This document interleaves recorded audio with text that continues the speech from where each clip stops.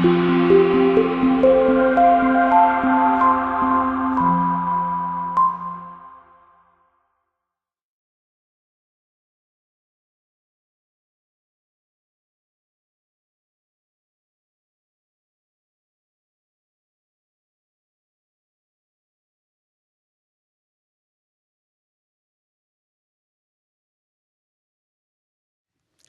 morning, ladies and gentlemen.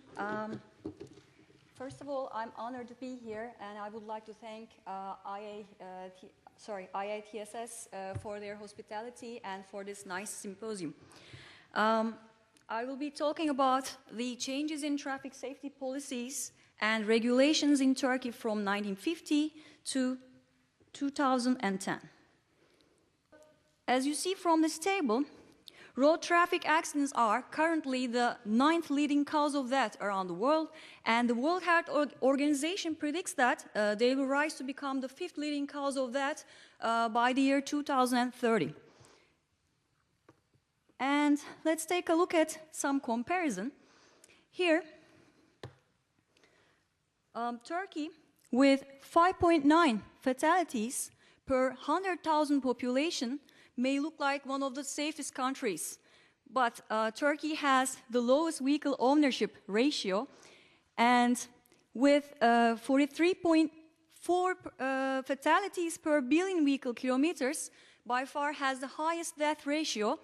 And in Turkey, however, the situation in reality is serious. The reason is that the traffic data contains the fatalities that occurs during the within a day of the accident, but in other countries, the fatalities are recorded succeeding 30 days. And let's take a look at some statistics. Here you see the population of Turkey has grown throughout the century, and it has reached approximately 75 million by the end of 2011, and the number of vehicle ownership have been steadily increasing since 1950, and with a noticeable increase in motorcycle numbers in 1991 onwards. Well, since the founding of the Republic of Turkey, investments in transportation have served as the backbone of the country, and during the first 30 years of the new state, railroad construction constituted the biggest investment, and nearly no motorways were constructed. And in 1926, the first regulation was enacted in Turkey, and that law authorized the city police to control drivers. And at the time, we had only 1,000 automobiles, and 800 of which was in just one city. Then we have municipality law that was enacted in 1930, and this law put municipalities in charge of maintaining traffic order. And then we had another law in 1934, and that authorized police officers to control drunk driving and other traffic offenses. The consequences of this law, that is putting municipalities in charge of maintaining traffic order, resulted in different application of rules in every municipality, and therefore we had difficulties in control of the inspection mechanism. And because of these, because of the increase of vehicles, we had problem with road traffic accidents, and lawmakers reconsidered the law in 1930, and they proposed a new law draft in 1938, but this bill didn't pass. And until 1950, as I mentioned, rail transport was the main mode of transport in Turkey. And in the 1950s, after the start of US Marshall Plan, and within the framework of this plan, national government abandoned railroad transportation policies and ceased investment in railroads. Of course, then become the construction of strategical roads very important. Then we had established the General Directorate of Highways, which is a bureaucratic division of Ministry of Public Works, and its main duty was to improve infrastructure of the road network and construction of new roads. Between 1960 and 1970, the main focus of the government was to build roads of low physical and geometrical standards with that martial aid that are suitable to transport in both summer and winter seasons. And in the 1970s, the main focus was improving the physical standards of the roads. And in the 1980s, of course, the road infrastructure reached to 62,000 kilometers, which we have 34,000 kilometers of which paved with asphalt. After 1960, Turkey's economic progress promoted with development plans. The state planning organization played a major role during this period, and Turkey announced that they would enact 4 5-year plans between 1960 and 1980, and these plans included major development paths for critical economic sectors, including transportation. And in the second 5-year development plan, there was an emphasis on traffic safety, and that remained through the third plan. But in the first plan, there was no emphasis on traffic safety. And in the fourth plan, they stressed the need to improve alternative transportation systems. But that emphasis was in fact due to oil recession and the oil shortages and the recession of automotive sector at that time. And during the first 3 plans, because of this aid, the portion of the transportation sector in the gross national product increased from 7% in 1960 to 8.6% in 1978. And there were no budget plans for improving the traffic signal system or for increasing awareness on traffic accidents or for traffic education, which is still the issue. Consequently, because of these rules, because of these arrangements, traffic accidents became a life and property threatening problem that had to be dealt with, and resulting in the first general law to deal specifically with road traffic, which is Road Traffic Act 1953, and that created the police organization that deals exclusively with traffic. So then it established city traffic commissions for making decisions about order in cities, and then penalties related to traffic offenses was given by courts of justice. As you see, with the policies, the number of motor vehicles increased after 1950, and of course the number of accidents increased, but there is a drop around 1970s, and this decrease in road traffic accidents by late 70s is mainly a result of geometry and surface improvement of highways. Of course, we have fatalities increase, but still we have some decrease around the end of 70s, and number of injuries increased during this period. Since we have lack of data, I only found the data from 1955 to 1990, which you will see in the later. So, as a result, the lack of a comprehensive traffic safety plan and proper consideration of traffic safety resulted in a large increase in the number of road accidents, and improvements in geometrical and technical standards of roads in 1970s couldn't compensate the rapid increase in the number of vehicle ownership. And in addition, which is very important, speed limits were the same as the European countries, but the geometry and superstructure of roads were not suitable for those limits. In the next period, from 1980 to 2010, the share of transportation investments in the total public investments increased from 20.5% in 1983 to 32.3% in 1988.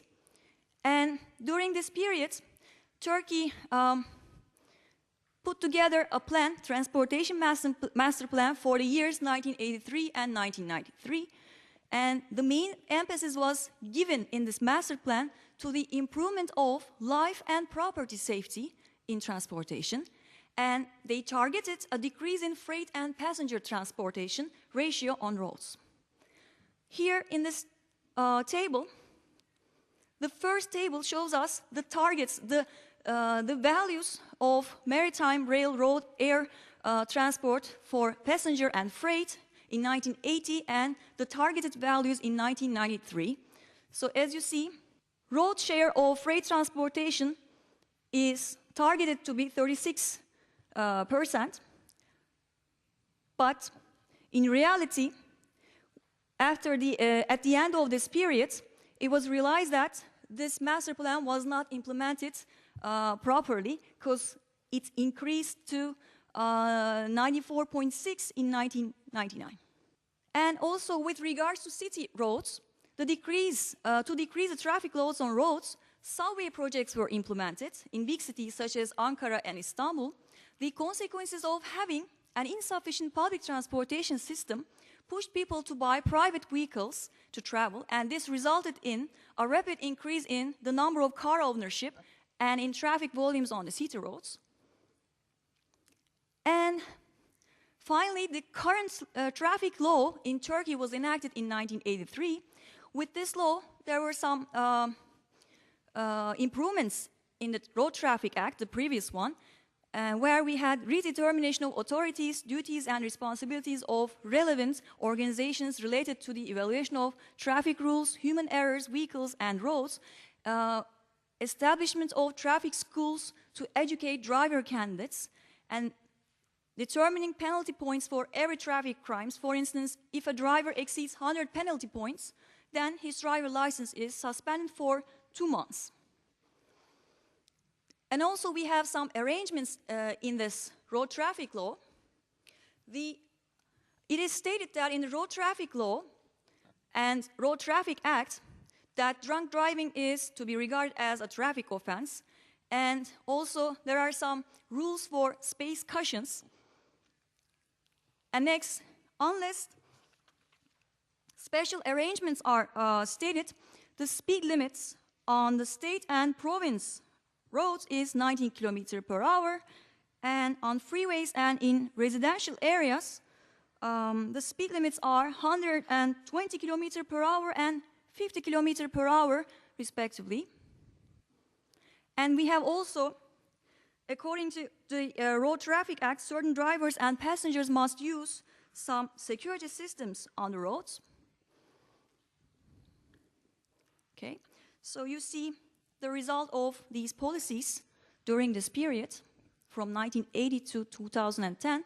Again, the number of motor vehicles increased continuously and number of road accidents increased, and we have some changes here, but still it is having an increasing trend, and number of fatalities reduced after this Road Traffic Act in 1983, so that means it was effective. Also, we have some better road infrastructure, but because of the unsafe roadside design and maybe less education of the drivers, we have number of injuries increased continuously during this period. Again, I mentioned that I have limited data regarding the modes because it was unavailable. But you see that automobiles have the largest portion in fatalities. So in order to provide a safe environment, traffic environment, efforts of organization on traffic issues and the support of media led to a higher level of awareness among drivers, pedestrians, passengers and institutions. In December 2001, National Traffic Safety Program for Turkey was developed to manage the magnitude of the problem caused by traffic accidents. And this safety program covered the period from 2002 to 2011 and established several midterm and long-term strategies. And this program, the following objectives were adopted by the Turkish government. Some of them include to increase enforcement of traffic safety with rules, legislations and regulations, to minimize losses and damages caused by traffic accidents, to improve efficiency of transport infrastructure safety. So let me finish my speech with the organizations relevant to traffic safety in Turkey. So,